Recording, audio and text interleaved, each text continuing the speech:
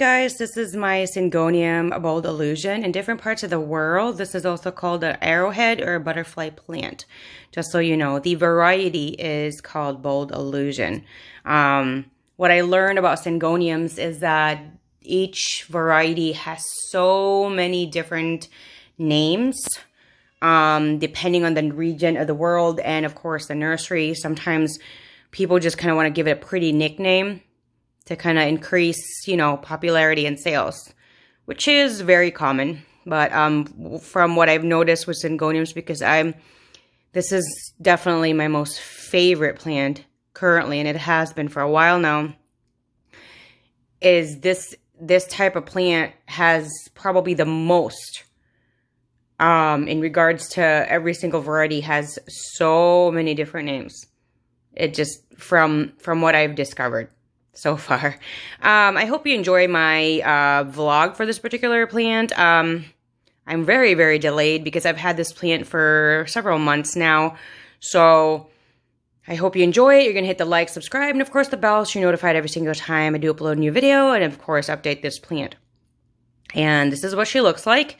And of course, just, pay attention to the vlog, because everything that I do use, I'm going to share that, and the more intricate details and, of course, where to find them will be down in the description section, just like all my social media accounts. So just be very aware of that as well. So the bold illusion has this kind of pattern, and this is more of a newer leaf. And the reason I know that is because the leaf is on a shinier variety right now. This one is more of an older leaf, because I can already tell this has more sheen. What I've noticed with the bold illusion is that when there is a new leaf, it has like this beautiful shine. I still love it after it becomes a little, not really very shiny, but definitely the new leaf is my favorite part of this particular plant, just because the pink is very, very beautiful on it. Just the shade of it is just beautiful to me. And of course the shimmer look to it, I love that. I only have one bold illusion. I do have multiple on other different varieties. I do plan on propagating her, but I haven't had the chance yet. I want her to be bigger still. She sits in a 6-inch pot, and that's what it looks like in there. These are actually 2 plants in one in a 6-inch pot. The soil that I use is Schultz potting soil, so it's fast draining, and it does hold some moisture, but not a lot. I feel like the Schultz potting soil is very comparable to the Miracle-Gro cactus, but even it retains less water than the Miracle-Gro even. So I really love it, because there really is a hard chance of it from overwatering. I mean, obviously if you water your plant every day, you have to know enough of the, the volume that you do provide, because if you don't, then you're really risking on root rot and of course killing your plant. So let's see, I've only had her for less than a year, and I believe if you guys have seen it, I did do an unboxing on her. She sits on an east-facing window on my, above my kitchen sink, and I did buy a shelf for her and a few other plants. And again, I'll try to link everything down below. She has just, look at how full she is. She has definitely grown, and she has definitely enjoyed and thrived in that spot. Again, it's an eastern-facing window. There is no obstruction in front of, outside or inside the house. So she gets that amount of sun, the morning light. There have been times when it's very dark, due to the darker seasons and the colder seasons. I will turn on an LED light that's above my kitchen sink, and it's on the ceiling, so it's not very close. And so far, she's been okay with it. But you also have to consider that Syngoniums can actually survive in low light areas. From my research and from my personal experience, they can burn, depending on the variety, of course. They can burn on a west-facing window, and I would avoid a south-facing window. So I have a ton of Syngoniums on my east-facing windows. So far, she is being watered every 7 days. My water mix will be down in the description section, as I mentioned before. So if you want to check that out, go right ahead. I water her typically as long as like the first 2 inches is dry. And when I put my finger in there, the soil doesn't really stick to my skin anymore, then I water her. So far, from what I've noticed, is that it's been every 7 days. But she has been growing really beautifully and really well, that it might have to be more frequently than that. But for right now, and so far, since the last time I watered her, it is every 7 days. And I do fertilize her every time that I do water, regardless of the season. People always ask about that. Different places have different recommendations.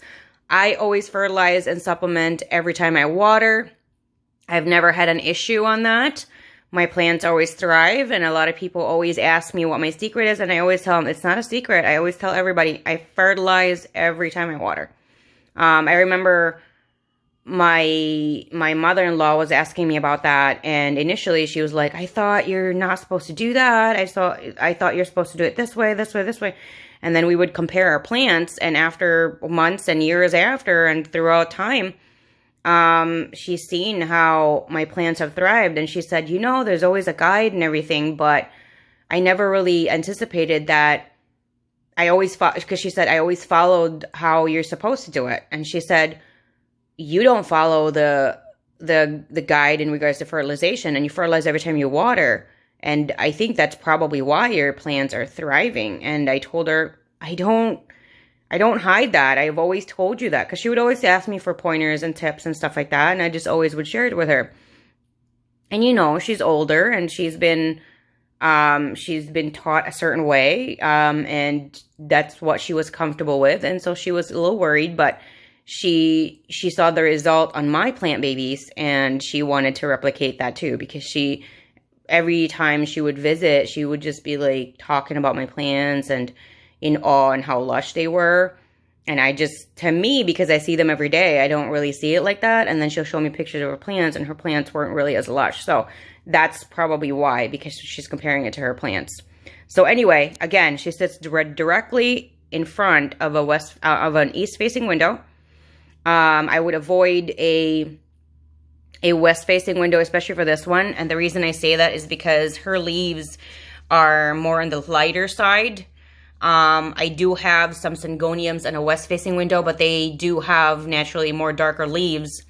So those can tolerate that, but they're not even directly in front of it. They are about, I would say, 8 feet, 6, maybe 5 to 8 feet away from a western-facing window. So they're very indirect. And they're doing okay. They're not burning. But this one, I would not put this in front of a west-facing window.